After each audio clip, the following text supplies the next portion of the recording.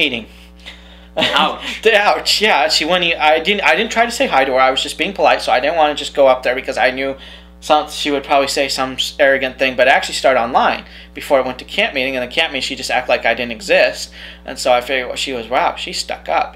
She's just, and that's sad. And yet sad fact is I didn't blame her for anything. She just blamed me and thought she was all in the right and everything. And then I was like, we're all human. We make these mistakes. Woman, man, I made my mistakes. I admitted that, but she wouldn't admit hers, and that's the problem. And I just accepted it, though, because you just can't, you choose your battles. You just let them figure it out, and so I just decided, hey, it's not worth it. I won't fight her. I'll just be nice and just say hi, but I will also protect, be careful and just not approach her and let her approach me, when she wants to. But, I did have a love for her, and it was amazing, but, it almost destroyed me, it just... because I felt so depressed and so... You were almost destroyed, but at least you found out that, at least you saw some of her true colors before anything, really happened. Really happened. But anyway, we also want to tie this in to God. Yes. Because God has, I guess we could say also boundaries and things like that about loving another person. Like our husband, wife. Maybe we could probably tie into boyfriend, girlfriend to a bit, because that's where relationships can, where they start, as a boyfriend and girlfriend.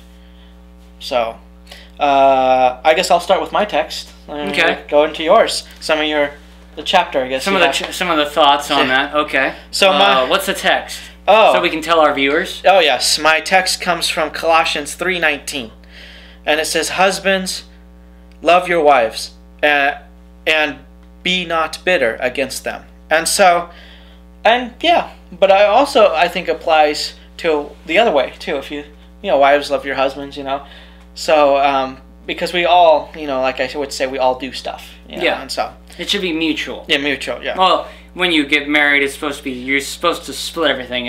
You're one body. Yes. Because Christ says we are one, and so. And some couples you can see act as one, and it's so beautiful. But it has to be mutual. You respect give each other. And then he gives. So you're not, one person's giving all, and then the other person's just kind of barely giving. So to get something in reward. So where's your text from? My text is from Proverbs chapter 31. It's actually verses 10 through 31, but you can actually read it on your own time. I'm not going to read all 21 verses for you. I'm just going to kind of paraphrase for it out there. Actually, the title on this one says "The Capable Wife," but I suppose that when you're dating and you're trying to find somebody, they're kind of this is kind of important when you get married. It says how hard it is to find a capable wife. She is worth far more than jewels. So they're precious. They're precious, and most people just, put it by the wayside, I think. And that's the thing. Before you continue on, I want to interrupt you. But before you continue, that's important, is because, like, even as a man, women can do this too, but I'm speaking from as a man, that you find, not necessarily experience, but seeing the world around you. I see a girl differently than some other guys will see a woman. Like, you find what's in the heart. That's what's more important. She can be the most beautiful person on the inside or the outside, and be the most horrible on the inside. It goes true for guys, but finding that person, you're finding that heart. I think that's also finding that jewel, because they really care for you from the heart. They're worth something. They're very special. Special, yes. And the next verse says, her husband puts his confidence in her, and he will never be poor. So you're gonna be rich, even if you're poor, like, and you have her, and she is worth far more than jewels. You're already rich because you have her. Well, there's another theory. A lot of people say, well, I have a home.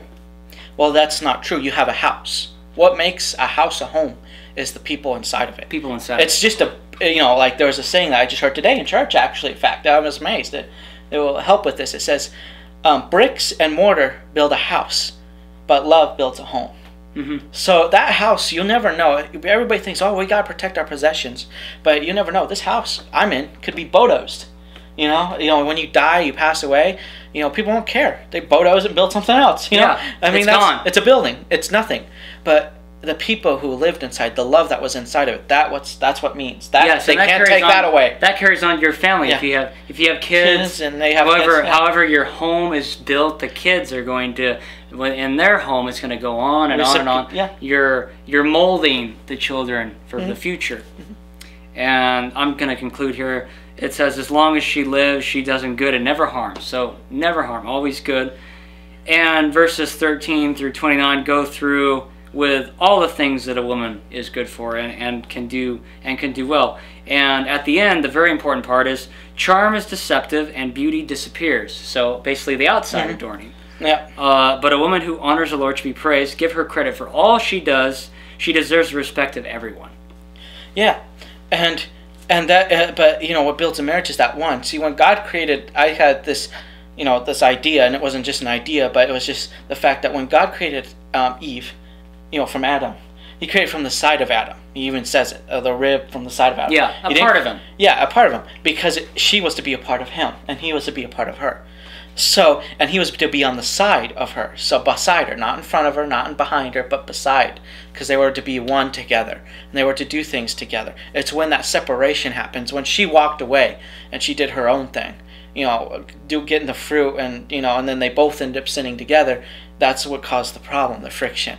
And so that's why, you know, today we have evil fruits, and so that's what we need to look out for. So relationship is a very important thing, I guess. Healthy relationships. Yes. Make sure you know what you're getting into, and check the family out. You know, hey, you know, look in the family and say, hey, is this, when I marry her, I'm just not just marrying her, but I'm marrying the whole family. You know, likewise for the woman marrying the guy. You know, you're marrying the whole family. Now there are instances where you got the really nice guy in the family. It's just sometimes not that great. You end up marrying and you're happy. I've seen that happen, but you know, be careful. You know what goes on in your relationships from day to day.